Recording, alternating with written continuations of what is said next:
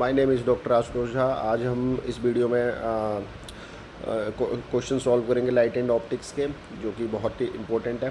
तो सबसे पहला क्वेश्चन जो है वो हमारे सामने है, which of the following can have higher optical density but lower mass density.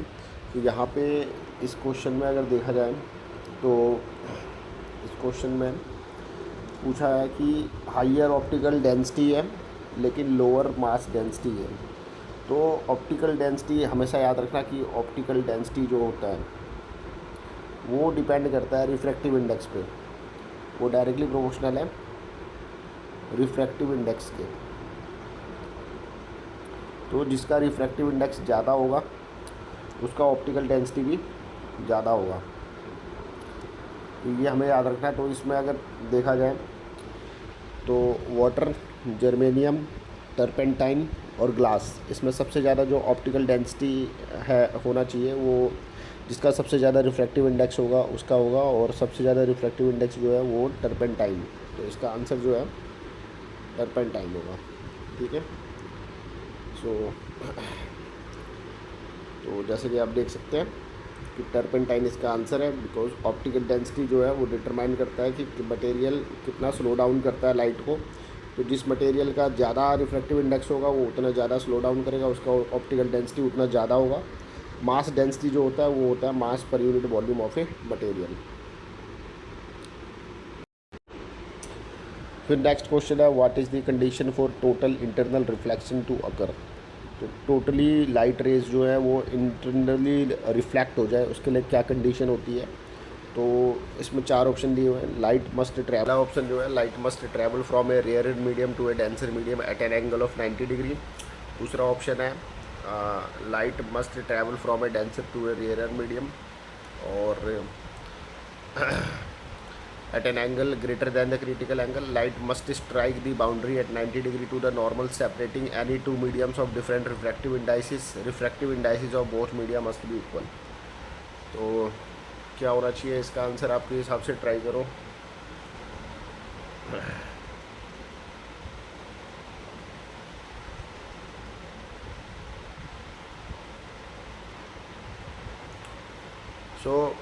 इसमें देखो हमेशा याद रखना है, टोटल इंटरनल रिफ्लेक्शन के लिए जो लाइट है उसका जो एंगल होना चाहिए वो हमेशा क्रिटिकल एंगल से ज़्यादा होना चाहिए, और वो डेंसर से ही रेयरर मीडियम में जाएगा तभी इंटरनली रिफ्लेक्ट करेगा जब उसका एंगल जो है क्रिटिकल एंगल से ज़्यादा होगा। तो इसका जो सही आंसर है वो है D. So B is the right option. Light must travel from a denser to a rarer medium at an angle greater than the critical angle. So here you can see the solution is B. Total internal reflection occurs when light travels from a denser medium, higher refractive index जिसका होता है, to a rarer medium जिसका lower refractive index होता है। तो अगर angle of incidence जो है वो एक्सीड कर जाता है क्रिटिकल एंगल से, जो कि मिनिमम एंगल ऑफ इंसिडेंस है, for which refractive ray just grazes along the boundary, light जो है वो एंटायरली रिफ्लेक्टेड बैक हो जाएगा into the denser medium instead of refracting.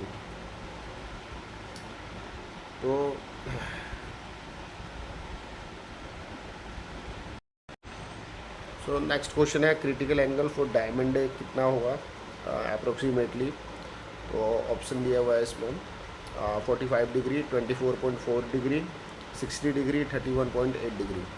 तो क्रिटिकल एंगल जो है डायमंड जो है बहुत ही ज़्यादा इसका रिफ्रैक्टिव इंडेक्स होता है, हाईएस्ट है 2.42। तो इसका जो क्रिटिकल एंगल होगा ये बहुत ही कम होगा, ऑब्वियसली बात है। तो बिकॉज इन्वर्सली प्रोपोर्शनल है दोनों। तो इसका आंसर जो है इसमें सबसे कम जो है वो है 24.4। तो आंसर जो है इसका होगा वो होगा बी। तो B is the correct option, 24.4। So critical angle is the minimum angle of incidence inside a denser medium like diamond, for which refractive ray in a rarer medium like air grazes along the boundary that is refracted at 90 degree. For diamond which has a highest refractive index 2.42, the critical angle is very small, approximately 24.4. So right answer is 24.4 degree. तो हमारा next question है, according to the second law of reflection all the incident ray the normal to the mirror at the point of incidence and the reflected ray. ये सारे second law of reflection के हिसाब से क्या होना चाहिए? तो ऑप्शन है lie in different planes, are parallel to each other, lie in the same plane, are mutually perpendicular to each other. तो ये सारी चीज़ें जो हैं वो सेम प्लेन में होना चाहिए। तो right answer is C, lie in the same plane. यहाँ पे आंसर देख सकते हो आप, lie in the same plane. Second law of reflection के हिसाब से incident ray, reflected ray, normal drawn at the point of incidence all lie in the same plane. Along with the first law of reflection, angle of incidence जिसमें equal था angle of reflection के, ये rule apply universally to both plane and curved reflecting surfaces. So next question है, which of the following is false? तो magnification produced by a lens related to the object distance and the image distance। दूसरा है, a ray of light passing through the optical center of a lens after refraction from a convex lens will emerge parallel to the principal axis। Third option है, simple microscope is also known as magnifying glass। Fourth option है, refractive index of a medium is constant। So इसमें जो सही option है, जो false है, बाकी सारे तो इसमें सही है, सी भी सही है, डी भी सही है, ए भी सही है। इसमें जो गलत है वो है B, a ray of light passing through the optical center of a lens after refraction from a convex lens will emerge parallel to the principal axis। तो ये फॉल्स है। यहाँ पे हमेशा याद रखना है कि जो ray of light passing through the optical centre of convex lens या कनकेव लेंस है वो हमेशा अनडेविएटेड पास करेगी, meaning it continues in the same straight line direction, मतलब पैरेलल में नहीं होगा, सेम स्ट्रेट लाइन डायरेक्शन में होगा। So however this ray is not necessarily parallel to the principal axis unless it was initially parallel to it। तो ये याद रखना है। वाटर ड्रॉप्स शाइन करती है लोटस लीफ पर, तो इसका क्या आंसर हो सकता है? तो चार ऑप्शन है, total internal reflection, diffraction, reflection और रिफ्रैक्शन। सो यहाँ पे जो वाटर ड्रॉप शाइन कर रही है वो इसलिए कर रही है कि जो लाइट की इंसिडेंट रे है वो क्रिटिकल एंगल से भी जो था मतलब ज़्यादा था और वो इंटरनली ही रिफ्लेक्ट कर गई है जो लाइट रेज है उन ड्रॉप्स के अंदर। तो इसमें इसका आंसर डिफ्रैक्शन भी नहीं हो सकता, रिफ्लेक्शन भी नहीं हो सकता, रिफ्रैक्शन भी नहीं हो सकता। So the right answer is A, which is the total internal reflection. So इसमें देख सकते हो आंसर ए है, total internal reflection. Water droplets act like small spherical lenses, when light enters the droplet and hits the inner surface at a certain angle it undergoes total internal reflection. Next question है, reverberation is the persistence of sound after the source has stopped emitting sound due to dash from multiple surfaces. तो इसका answer क्या होना चाहिए? Try करो। इसमें चार option है, डिफ्रैक्शन, रिफ्रैक्शन, रिफ्लेक्शन, ट्रांसमिशन। तो रिवर्बरेशन जो है परसिस्टेंस ऑफ साउंड होता है after the source has stopped emitting sound due to dash. तो इसका जो सही आंसर है वो होगा रिफ्लेक्शन, क्योंकि रिफ्लेक्शन की वजह से ऐसा होता है। So the correct answer is C, reflection. देख सकते हो रिफ्लेक्शन। डिफ्रैक्शन क्या है? उसमें बेंडिंग होती है साउंड वेव्स की अराउंड ऑब्स्टिकल और थ्रू ओपनिंग्स। रिफ्रैक्शन में बेंडिंग ऑफ साउंड वेव्स होती है when they pass through different medium like air to water. Transmission में क्या है? पासिंग होती है साउंड वेव की through a medium from one point to another. Next question है, which of the following is false regarding refraction of light. तो light जब travel करती है from air to a medium with velocity v, then refractive index of the medium can be written as mu is equals to c/v। या फिर light travel करती है from a denser medium to rare medium, तो bends ये normal के towards करेगी। और ratio of sine of incidence angle to the sine of refractive angle r is a constant for that pair of media. या D option है, incident ray, the refractive रे and normal to the inter surface all lie in the same plane. तो D तो सही है Snell's law of refraction के हिसाब से।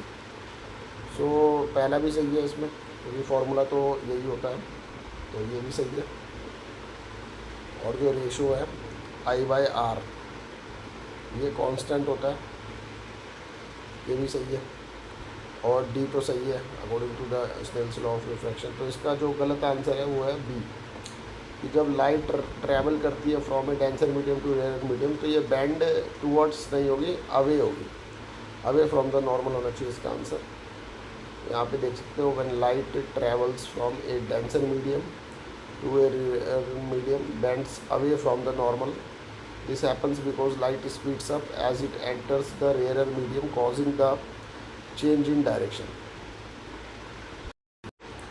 So next question है, if a magnetic field is applied perpendicular to the velocity of a charge moving in a straight line, तो trajectory charge की क्या होगी? तो ऑब्वियसली बात है, जब मैग्नेटिक फील्ड अप्लाई करते हैं हम किसी पार्टिकल को, किसी चार्ज पार्टिकल पर जो मूव कर रहा है सर्टेन वेलोसिटी से, तो जो फोर्स होता है उनके ऊपर लगने वाला वो इन दोनों के परपेंडिकुलर होता है, मैग्नेटिक फील्ड के भी और वेलोसिटी के भी।